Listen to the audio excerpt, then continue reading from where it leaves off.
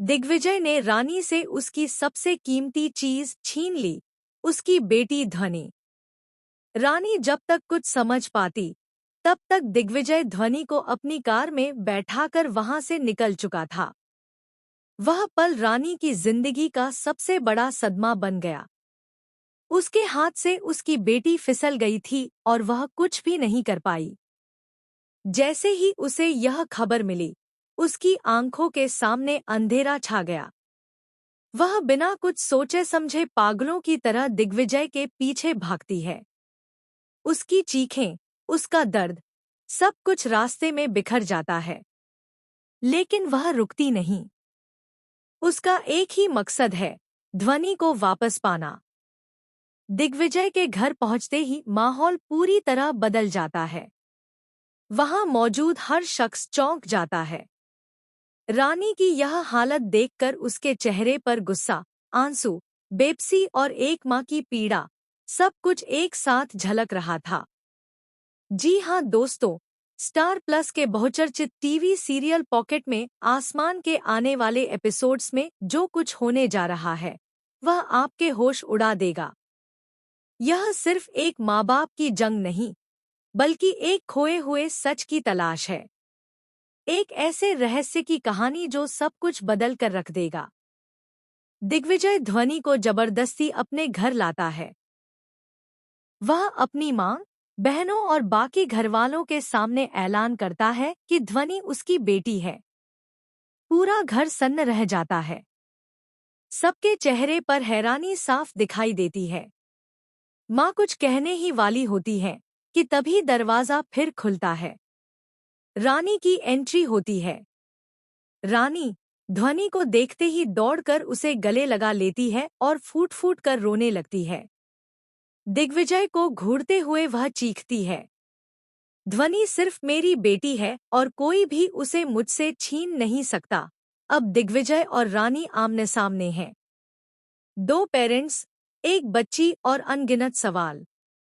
दिग्विजय की मां आगे आती है और पूछती है, अगर यह तुम्हारी बेटी है तो हमारे पास इसके जन्म का सबूत क्यों है? रानी जवाब देती है, क्योंकि तुम्हारे बेटे ने 1 साल पहले हॉस्पिटल में मेरी बच्ची को बदलवा दिया था। और फिर आता है पहला बड़ा ट्विस्ट। वहां अचानक एक बूढ़ी नर्स की एंट्री होती है, जो बताती है कि कई साल पहले हॉस्पिटल में 2 नवजात बच्चियों को जानबूझकर बदल दिया गया था। उसका कहना है कि किसी रईस आदमी ने पैसे देकर यह सब करवाया था। अब शक की सुई घूमती है। क्या दिग्विजय ने पैसे देकर यह सब करवाया था? लेकिन कहानी में एक और बड़ा मोड़ आता है। रानी को एक पुरानी डायरी मिलती है, जिसमें लिखा है कि ध्वनि असल में ना तो दिग्विजय की है और ना ही उसकी, बल्कि वह किसी और की बेटी है। एक औरत की जो बरसों पहले अपनी बच्ची को खो चुकी थी और अब पागल खाने में है। अब कहानी एक और स्तर पर पहुंच जाती है। ध्वनि की असली मां कौन है? रानी और दिग्विजय क्या सिर्फ मोहरे हैं किसी और के खेल में? क्या उनकी पूरी जिंदगी एक झूठ पर बनी है? इस बीच ध्वनि खुद उलझन में है। वह दोनों को माँ बाप मान चुकी थी, लेकिन अब उसे नहीं पता कि उसका सच्चा रिश्ता किससे है। वह बार बार सवाल करती है, क्या मैं किसी की नहीं हूँ? रानी कोर्ट में केस ठोक देती है। एक तरफ उसका दावा है मातृत्व का, दूसरी ओर दिग्विजय है जिसके पास कागजी सबूत है। कोर्ट रूम ड्रामा शुरू होता है। गवाह पेश किए जाते हैं, डीएनए टेस्ट की बात होती है, और तभी सामने आता है सबसे चौंकाने वाला सच। ध्वनि असल में एक क्राइम सिंडिकेट से जुड़ी एक औरत की बेटी है, जिसे बचपन में मारने की कोशिश की गई थी। रानी ने उसे बचाया था और दिग्विजय ने उसे छुपाया था। अब सवाल सिर्फ पेरेंट्स का नहीं, बल्कि ध्वनि की सुरक्षा का है। कौन है वह औरत जो अपनी ही बेटी को खत्म करना चाहती थी? क्या वह अब वापस लौटेगी? क्या ध्वनि की जान खतरे में है? हर दिन के साथ यह कहानी और भी रहस्यमयी होती जा रही है।